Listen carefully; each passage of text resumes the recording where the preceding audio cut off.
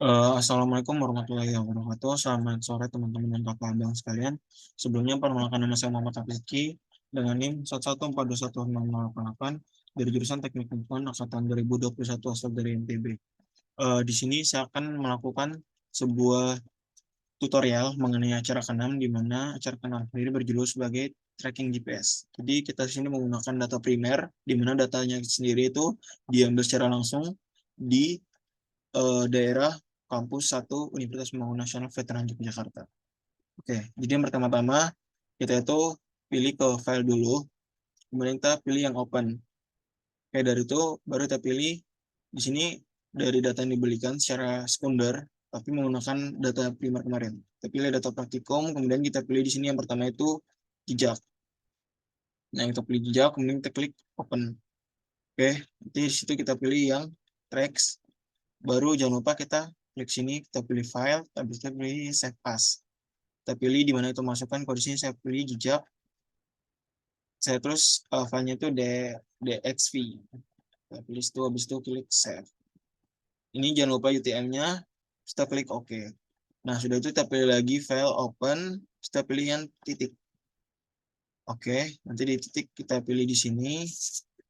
Secara langsung aja semua kita blok, terus kita pilih yang save as. Kita pilih lagi titik di sini, terus jangan lupa DXV. Terus kita pilih save. Nah, ini UTM-nya udah sama, oke. Nah, selanjutnya ketika data tadi dari si map source ini sudah ke input, jadi di sini kita menggunakan dua aplikasi. Yang pertama itu map source sama dari ArcMap atau ArcGIS. Kemudian kita pilih map templates.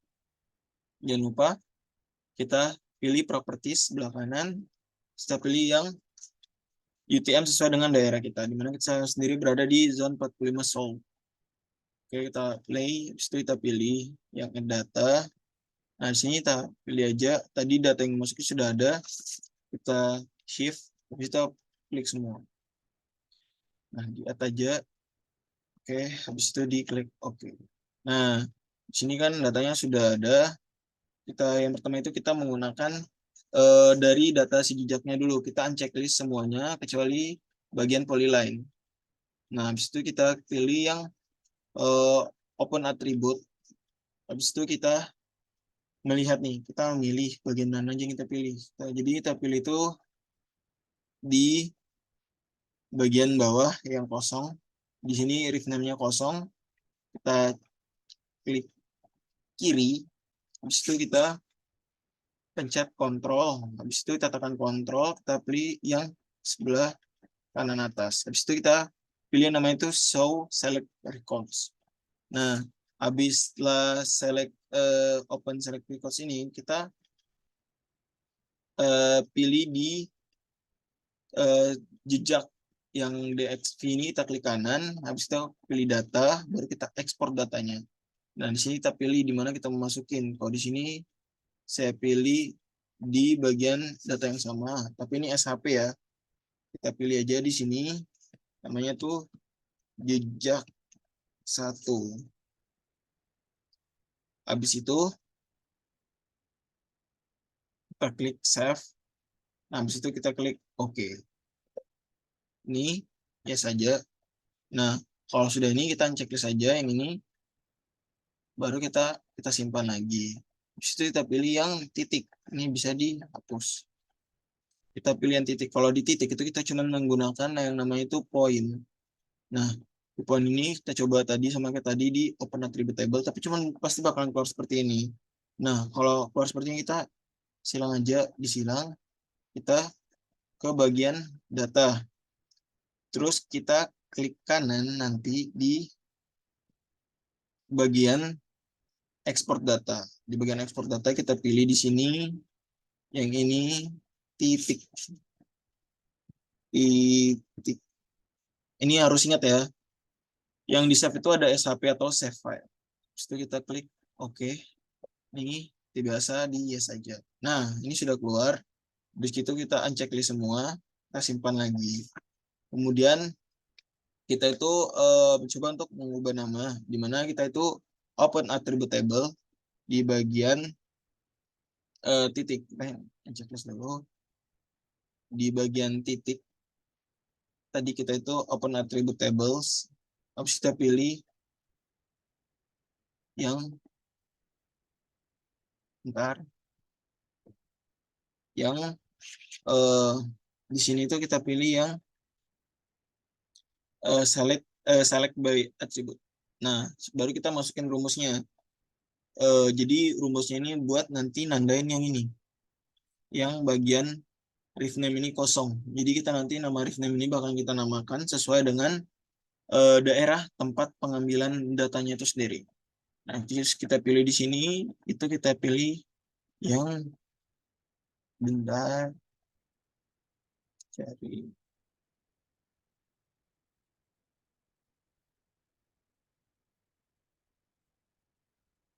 itu cari. Nah, ini kita pilih ref name. Nah, kalau sudah ref name, terus rumusnya itu sama dengan get terus waypoint. Terus di apply aja. Nah, ini kan bakal langsung ke plotting nih. Langsung nunjukin, oh, di bagian sini aja nih. Kemudian kita, di situ kita bisa close. Nah, ini kan belum kita bisa ganti nih. Caranya gimana? Berarti kita klik kanan, terus kita pilih yang uh, start start edit. Jadi untuk mengeditnya itu kita pencet aja continue. Nah, baru kita pilih, baru kita bisa ngedit. Ini berarti kalau yang di awal itu ada auditorium, auditorium. Jadi ini selanjutnya nanti bakalan saya isi terlebih dahulu. Oke, jadi selanjutnya ini kan sudah semua sampai di data terakhir kita masukkan sesuai dengan nama tempat pemotingannya atau tempat kita mengambil data koordinat GPS-nya. Setelah itu kita pilih yang editor, kemudian kita pilih yang save edit terlebih dahulu. Nah, sudah start save edit, sudah masuk, kita pilih yang stop editing. Nah, habis stop editing, kita itu checklist saja di titik 1. Itu, nah, oke, oh ya, ini jadinya namanya itu garis, bisa juga jejak, tergantung sama apa yang ingin kita masukkan. Habis itu kita masuk ke bagian jejak. Dari bagian jejak nanti kita pilih yang ini bisa di checklist jejak, terus kita pilih yang start editing. Oke, di continue aja. Nanti fungsinya kita masuk ke jejak ini, kita itu ingin merapikan nih di bagian-bagian tempat titik-titik ini yang nggak sesuai. Jadi kita itu bisa merapikan bagian-bagian tersebut. Terus kita pilih yang edit vertex. Edit vertex. Habis itu kita klik aja OK. Nah, nanti dari situ kita bisa memilih nih. Kayak misalnya nih, berarti kita harus kliknya ini dulu. Sudah kita klik edit vertex, kita pilih bagian sini. Jadi kita masuk-masukin aja nih. Nah, ini ke sini, ini ke sini, ini ke sini. Jadi itu fungsinya tuh buat si garis-garis ini bakal rapi nantinya. Jadi kayak satu sama lain tuh masuk berhubungan seperti itu. Ini kita lihat aja garisnya rapi kan. Nah, kita pilih yang bagian sini. Jadi fungsinya ini untuk ngebuat si garis-garisnya ini bagus ya. Jadi kayak rapi gitu. Biar nggak nabrak satu sama lain. Jadi itu fungsinya di garis vertex ini. Oke. Oke, setelah si garis-garis ini sudah mulai terlihat lebih rapi dari yang sebelumnya, jadi garis-garis ini melambangkan si jejak kita tadi, bagaimana waktu kita pengambilan menggunakan GPS, itu kita melangkah kemana saja. Jadi ini seperti tracking nih, tracking atau jalan kita. Selanjutnya setelah itu, setelah kita rapikan, kita pilih yang save edit, kemudian kita pilih yang stop editing. Nah, setelah itu kita memilih eh, di bagian kiri bawah sini, di bagian gambar, terus kita pilih yang dot. Di dot itu kita pilih yang warna merah. Terus kita di sini kita width-nya, kita belanya kita pilih 2, 3. Oke. Nah, dari sini kan sudah mulai terlihat buat gambarannya dari si tracking yang kita lewatin tadi. Hal selanjutnya yang kita lakukan yaitu kita pergi ke arah properties pada bagian titik. Kita pergi ke arah bagian properties. Nah, kemudian kita pilih yang simbologi, terus kategori, kita pilih di sini yang live name, terus kita add value. Jadi di sini di add value ini bakalan keluar semua. Nah, baru setelah itu kita pilih simbol sesuai dengan yang diberikan waktu di lab. Terus kita pilih aja buat warna hitam untuk warnanya, color. Kita pilih di sini,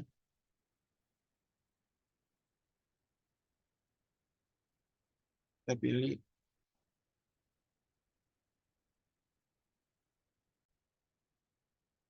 Baik, jadi untuk kita membuat simbol properties yang kita inginkan, kemudian kita di sini kita pilih yang bagian tipe, terus kita pilih yang namanya itu karakter make symbol. Nah, dari kita ke make symbol ini diklik OK saja, terus kita di sini bisa memilih font, di mana di sini kita menggunakan font yang S3EGL font 23. Nah, selanjutnya ini bakalan ada nanti bisa di-add juga, ini ditambah. Nah, nanti kalau untuk yang ini kita pilih yang garis, dimana untuk yang garisnya nanti itu kita bisa memilih yang bagian, nanti kita bisa memilih yang bagian. Oke, jadi tadi karena tidak keluar buat garis bagian nanda itu, berarti kita pilih yang SEGL font 23. Habis itu kita pilih, kita klik OK saja. Nah, nanti di sini kita itu bisa memilih untuk size-nya, di mana size-nya sendiri saya menggunakan size 10. Nah, dengan Y-nya itu bisa dinaikkan, jadi semakin naiknya itu nanti bisa berpengaruh pada gambaran titik plottingan. Nah, selanjutnya saat itu kita pilih yang bagian sini, di bagian bawahnya kita pilih juga sama, terus kita pilih sesuai sama yang kita inginkan. Di sini kita bisa menggunakan yang SEGL 23 juga, yang sama yang kayak tadi. Pilih yang ini.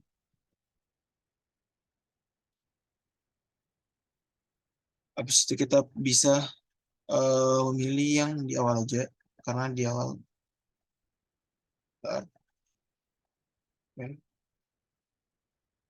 sini.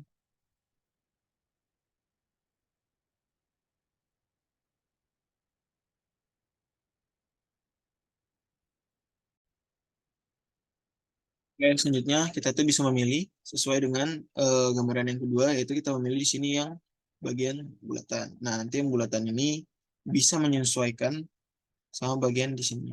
Kita pilih juga 10. Oke, setelah itu kita klik OK saja. Bentar, sebelum kita klik OK, kita pilih mesh-nya itu yang hello. Ingat, terus buat simbolnya kita masukin saja yang warnanya sama. Terus kita klik OK.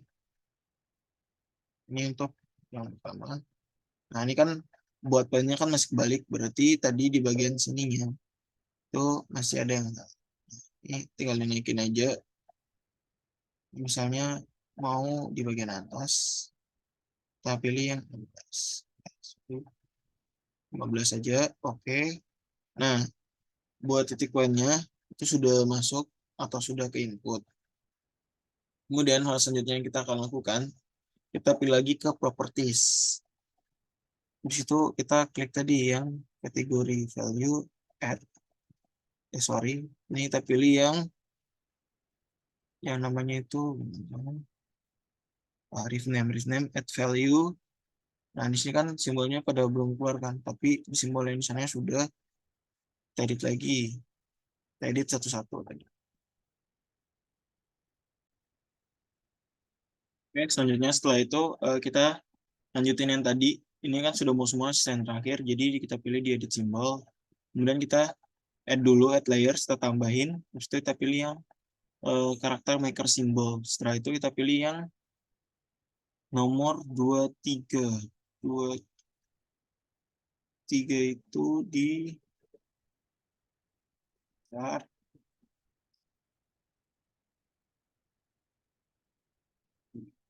nah ini di font 23. Di font 23 itu bakalan ada yang namanya itu kayak garis tegak lurus kayak gini, kita masukin aja. Saya pilih sesuai sama size kita inginkan. Sini saya pilih size-nya 10. Kita atur Y-nya. Jadi itu di bagian preview ini bisa kita ngeliat. Saya itu pakainya 6. Habis itu kita pilih lagi di sini tuh yang di karakter maker symbol. Terus kita pilih yang kalau saya tuh memilih yang hitam ini. Terus itu sesuaikan lagi size-nya 10, Y-nya dinaikin sampai di angka 12. Terus kita klik saja oke. Itu oke. Nah, di sini kan sudah, oh ini yang terakhir, edit simbol lagi. Terus itu kita pilih yang bagian sini, karakter simbol 23. Oke, size-nya 10. Kita klik aja, oh. Terus kita pilih bagian sininya 6. Oke, di sini kita pilih sama karakter, kita pilih juga, sorry, bagian sini 10. Size-nya Y-nya dinaikin sampai di 11. Terus itu, oh ya tadi lupa di max-nya kita lupa kasih halo. Biar tembus ya. Kembali lagi di edit simbol. Di max, halo. Oke. Tuh klik, oke. Kita coba untuk play. Nah, di sini sudah mulai kelihatan. Nah, di sini karena kelihatan double, bisa kita oke dulu. Nah, di sini kan kelihatan kayak ada double kan. Ini kita lihat double. Jadi kalau double-double itu kita preview.